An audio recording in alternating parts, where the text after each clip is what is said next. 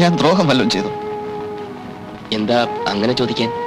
നിങ്ങൾക്ക് കല്യാണം കഴിക്കാൻ ഈ ലോകത്ത് ഒരുപാട് പെണ്ണുങ്ങൾ കിട്ടുമല്ലോ, ഒരേ ഒരു നന്ദിനിയെ മാത്രം എനിക്ക് വിട്ടു തന്നൂടെ? ഓ അതാണോ? ഞാനിപ്പോ കുറച്ച് ബിസിയാ. കുറച്ച് മെഡിക്കൽ ബുള്ളറ്റിനുകൾ റെഫർ ചെയ്യാനുണ്ട്. നമുക്ക് പിന്നെ കാണാം. പിന്നെ കാണാൻ ഞാൻ ഉണ്ടായെന്ന് വരില്ല. ഛേ, എന്തൊക്കെയായി പറയുന്നത്? നിങ്ങൾ ചെല്ല്, നമുക്ക് പിന്നീട് വിശദമായി സംസാരിക്കാം. എനിക്കിപ്പോ സംസാരിക്കണം. ഇപ്പൊ സംസാരിച്ചാൽ ശരിയാവില്ല. അത്ര ഡോക്ടർ, ഡോക്ടർ പ്ലീസ്, ഡോക്ടർ വാതിൽ തുറക്കേ. ഡോക്ടർ, ഡോക്ടർ വാതിൽ തുറക്കണ പറയുന്നത്.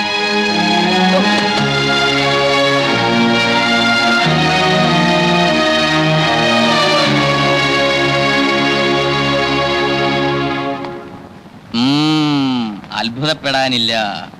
ഒരു കാല് കാണാനുണ്ട്. പെട്ടെന്ന് ഉരുണ്ടുകൂടിയ കാർമേഘങ്ങൾ സൂര്യനെ മറയ്ക്കും പോലെ കർമ്മദോഷത്തിന്റെ ഫലമായിട്ട് വിഘ്നങ്ങൾ ഉണ്ടായേ തീരൂ. കുംഭരാശിക്കാർക്ക് അനുകൂല കാലമാണെന്ന് കഴിഞ്ഞ മാസം എന്നോട് പറഞ്ഞിരുന്നു. പെട്ടെന്നാണല്ലോ ധനുവും രാഹുവും ദിശ മാറിയത്. മാത്രവുമല്ല 3 സബ്ജാതങ്ങളുമായിട്ടാണ് മത്സരം. എന്തെങ്കിലും പ്രതിവിധി? സോമനാഥ ക്ഷേത്രത്തിലേക്ക് ഒരു തീർത്ഥാടനം നടത്തി നോക്കാവുന്നതാണ്. സോമനാഥ ക്ഷേത്രം എന്ന് വെച്ചാൽ അങ്ങ് ഗുജറാത്തിലോ? അതെ. അവിടം വരെ പോയി തിരിച്ചു വരുമ്പോഴേക്കും ഇവിടെ എല്ലാം കഴിയും. കഴിഞ്ഞേക്കാം. മറ്റൊരു പ്രതിവിധിയുമില്ല. ഇഷ്ടപ്പെടുന്നവർ തമ്മിലുള്ള ബന്ധത്തിന് തടസ്സം നിൽക്കാതിരിക്കുന്നതല്ലേ നല്ലത്? എനിക്കാണ് ഇഷ്ടം, അവനാണ് തടസ്സം നിൽക്കുന്നത്. എല്ലാ കാര്യവും ഇന്ന് വരെ ഇവിടെ ചോദിച്ചിട്ടേ ഞാൻ ചെയ്തിട്ടുള്ളൂ. ഒരു ആപൽഘട്ടം വന്നപ്പോ എന്നെ ഇങ്ങനെ കൈയൊഴിയുമെന്ന് ഞാൻ വിചാരിച്ചില്ല. അല്ല, നമുക്ക് എന്നെ പറ്റിക്കായിരുന്നു. അതെ, എന്തിനും പരിഹാരം ഉണ്ടാക്കാം. ഒന്നും പറയണ്ട.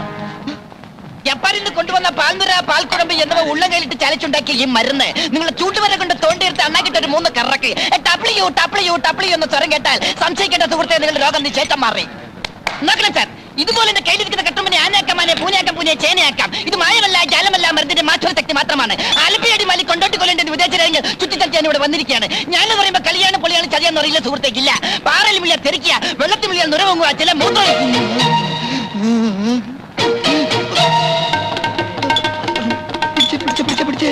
നീ നാവാട്, ഞാൻ മൂത്രം ഒഴിച്ചിട്ട് ഇപ്പൊ വരാം. നോക്കണം സാർ, ഇതിൽ മായമില്ല, മന്ത്രമില്ല, ജാലമില്ല.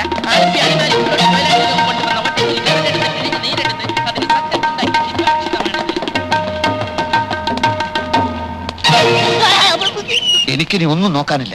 നിന്നെയും കൊല്ലും, അവനെയും കൊല്ലും. നീ കൊണ്ടുവന്ന ഡോക്ടർ എന്റെ ജീവിതം തൊലച്ചടാ, അറിയാവോ? എന്നെ ഒന്നും ചെയ്യരുത്. അവനൊരു വ്യാജ ഡോക്ടറാണെന്ന് അന്ന് എനിക്കറിയില്ലായിരുന്നു. എന്ത്? അറിഞ്ഞപ്പോ അവനോട് ഞാൻ പലവട്ടം പറഞ്ഞതാ, അറിയാത്ത പണി ചെയ്ത് മനുഷ്യനെ കൊല്ലരുതെന്ന്. കേട്ടില്ല. എന്താ ഉണ്ടായത്? ആ വ്യാജനെ പോലീസ് പിടിച്ചോ? വ്യാജം? അത് ശരി.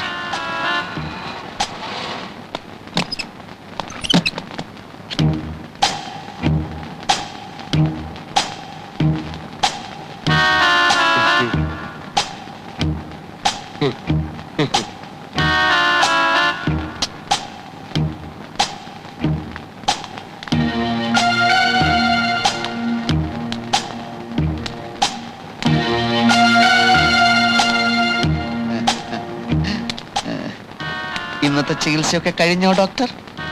പിന്നെ എന്തൊക്കെയുണ്ട് വിശേഷങ്ങൾ? സുഖാണോ? ഇവിടെ അസൗകര്യങ്ങൾ വല്ലതുണ്ടോ?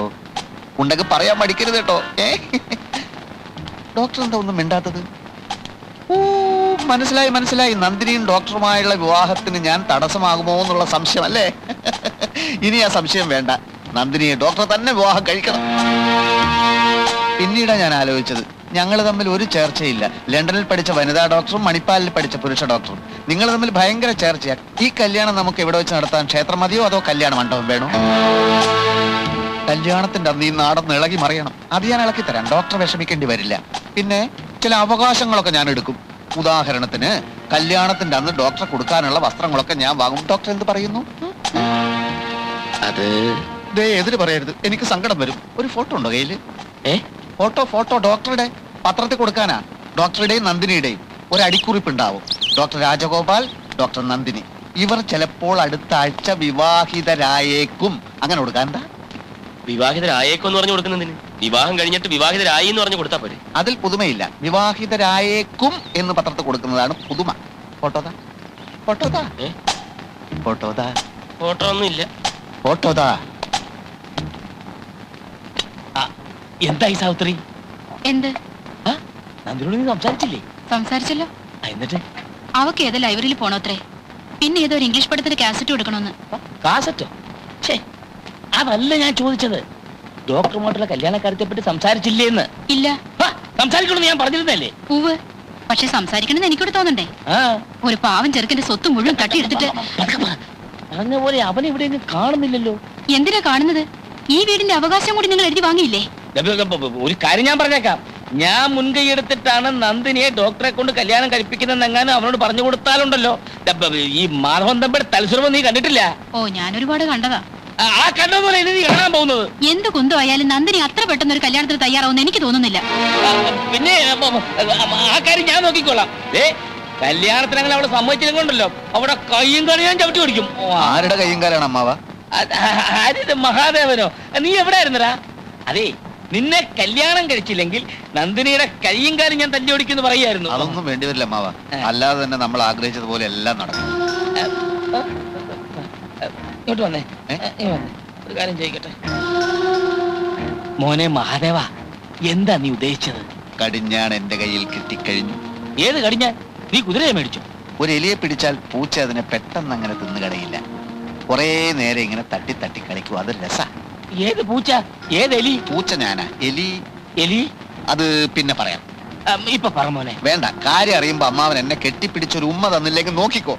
ഒന്ന് പറ മോനെ. പിന്നെ പറയാം. നന്ദിനിയെ അവൾ ഇഷ്ടപ്പെടുന്ന മിടുക്കനായ ഡോക്ടർ തന്നെ കെട്ടട്ടെ. എവിടം വരെയായി അമ്മാവ കാര്യങ്ങൾ? ഇന്ന് കാലത്ത് അവള് പറയാ അവ ഉടനെ ഡോക്ടറെ കല്യാണം കഴിക്കണമെന്ന്. സ്ത്രീധനത്തുക നാളെ തന്നെ ഡോക്ടർക്ക് കൊടുക്കണമെന്നും അവന്റെ വീട്ടിൽ അറ്റകുറ്റപ്പണി ചെയ്യാ. ഞാൻ എന്ത് ചെയ്യണമെന്ന് പറ കുഞ്ഞെ. ഡോക്ടർ അറ്റകുറ്റപ്പണിയൊക്കെ തുടങ്ങിയോ? അതെന്നെ.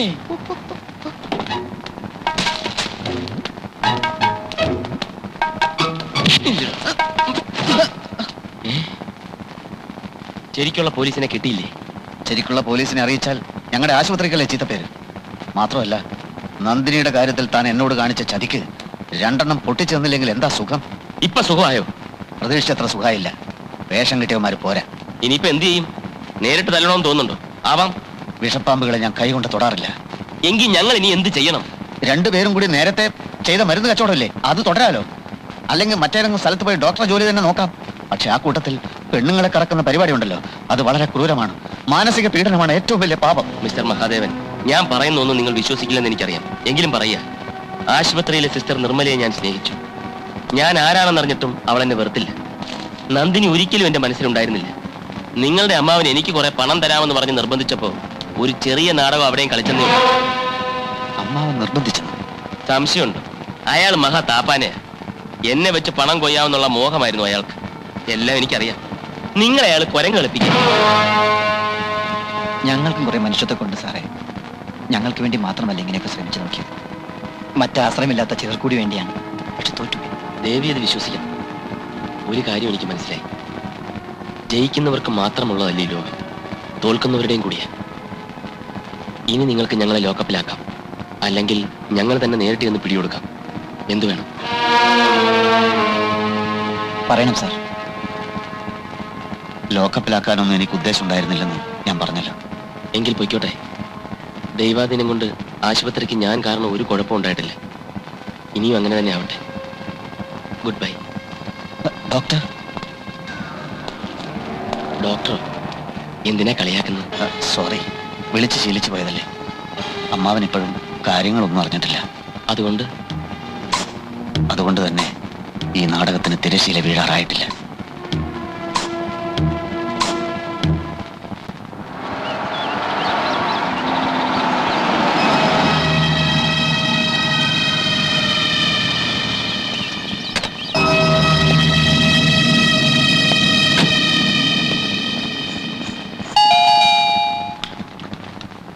രാഘവ, ആരാണോ നോക്കിയേ?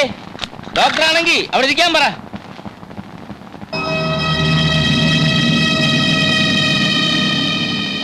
ഹലോ.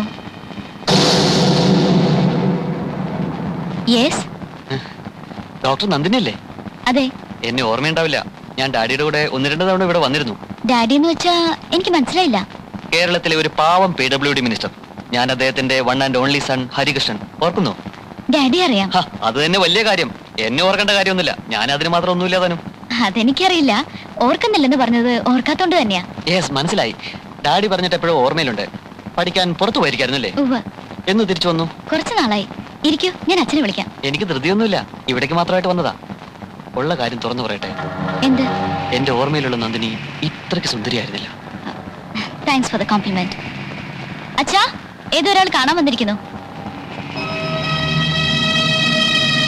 അല്ല, ആരത്? അച്ഛൻ വന്നിട്ടുണ്ടോ? ഇല്ലെങ്കിൽ അച്ഛനവിടെ ഇലക്ഷൻ തിരക്കില്ല. ഒരു പ്രധാന കാര്യം നേരിട്ട് പറയാൻ എന്നെ ഏൽപ്പിച്ചിരിക്കുക. ഇരിക്കേ. അല്ല, ഇലക്ഷൻ ഫണ്ടോ മറ്റോ ആണോ? ഹേ അല്ല, ഒരു രഹസ്യമാണ്. അങ്കിളിനും ഗുണമുള്ള കാര്യമാണെന്ന് കൂട്ടിക്കോ. ഇവിടുത്തെ ടൗണിൽ നിന്ന് 3 കിലോമീറ്റർ ദൂരെ ഒരു സ്റ്റേഡിയം നിർമ്മിക്കാൻ പൊതുമരാമത്ത് വകുപ്പ് തീരുമാനിച്ചിട്ടുണ്ട്. അക്കാര്യം പുറത്തു വിട്ടിട്ടില്ല. സ്റ്റേഡിയം വരുമ്പോൾ അതിനു ചുറ്റുമുള്ള സ്ഥലത്തിനൊക്കെ വില 10 ഇരട്ടിയെങ്കിലും ഒറ്റയടിക്ക് കയറും. ആളുകൾ അറിയുന്നതിന് മുമ്പ് നമ്മുടെ ആളുകളുടെ പേരിൽ ആ സ്ഥലങ്ങൾ വാങ്ങിയെടുക്കണം. അങ്കിളിനോട് കാശ് റെഡിയാക്കി വെച്ചോളാൻ ഡാഡി പ്രത്യേകം പറഞ്ഞിട്ടുണ്ട്.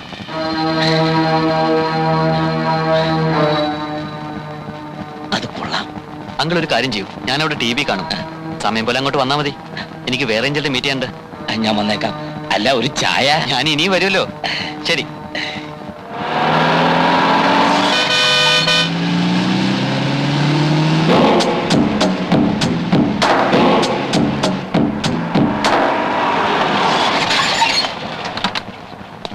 വരണം വരണം.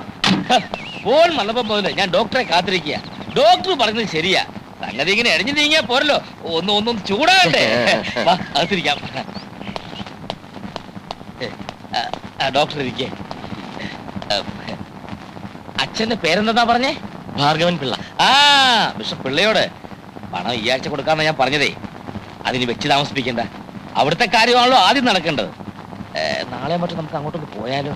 വീടൊന്ന് കാണുകയും ചെയ്യാലോ. അല്ല, അതിപ്പോ പണി നടന്നുകൊണ്ടിരിക്കുക. ഈ പെയിന്റിങ്ങും മറ്റുമൊക്കെ എല്ലാം ഒന്ന് ഒതുങ്ങിയിട്ടാവാം. അപ്പോഴേക്കും ഞാനും ഒന്ന് ഫ്രീ ആവും. പണം വേണമെങ്കിൽ ഞാൻ അങ്ങ് എത്തിച്ചേക്കാം. ആയിക്കോട്ടെ. പിന്നെ കല്യാണത്തിന് നടത്തിപ്പിനെ കുറിച്ച് ഡോക്ടർക്ക് വല്ല അഭിപ്രായം ഉണ്ടെങ്കിൽ പറയാം. എവിടെ വെച്ച് വേണം, എങ്ങനെ വേണം എന്നൊക്കെ എല്ലാം ഡോക്ടർ ഇഷ്ടത്തിന് വിട്ടു തന്നിരിക്കുക. എന്താ ധൃതി വെക്കണ്ട, സമയമുണ്ടല്ലോ. എല്ലാം ഇവിടുത്തെ ഇഷ്ടം പോലെ മതി. ഇതാ എനിക്ക് അത്ഭുതം. ഇത്രയൊക്കെ ആയിട്ടും ഡോക്ടറിന്റെ ഈ ലാളിത്യം, എളിമ, സത്യത്തിൽ എന്നെ ഏറ്റവും അധികം ആകർഷിച്ചത് ഈ പ്രകൃതമാണ്. ഡോക്ടർ ഇരിക്കെ, ഞാനിതാ വരുന്നു.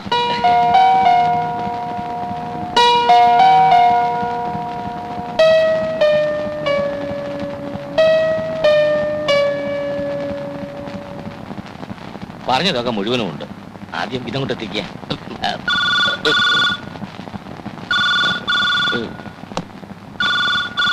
നല്ല കാര്യം നടക്കുമ്പോഴാണ് ഫോൺ. ഹലോ അങ്കിളെ, ഇത് ഞാനാ, ഹരികൃഷ്ണൻ. ഒരു അത്യാവശ്യ കാര്യം അറിയാനാ വിളിച്ചത്. എന്താ? അല്ല, ഞാൻ ഇങ്ങോട്ട് ഇറങ്ങിയപ്പോ ഒരു കാർ അങ്ങോട്ട് വന്നില്ലേ? ആരാ അതിനകത്തുണ്ടായിരുന്നത്? അതേ, നമ്മുടെ ഹോസ്പിറ്റലിലെ ഡോക്ടറാ, ഡോക്ടർ രാജഗോപാൽ. ഡോക്ടറോ? അവനോ? അങ്കിൾ, ഇതെങ്ങനെ ഈ ചതി പറ്റി? അവന്റെ ഫുൾ ഹിസ്റ്ററി എനിക്കറിയാം. അവൻ ഡോക്ടറുമല്ല, ഒരു ചുക്കുമല്ല, അപകടകാരിയാ, ഒരു വ്യാജ ഡോക്ടറാ.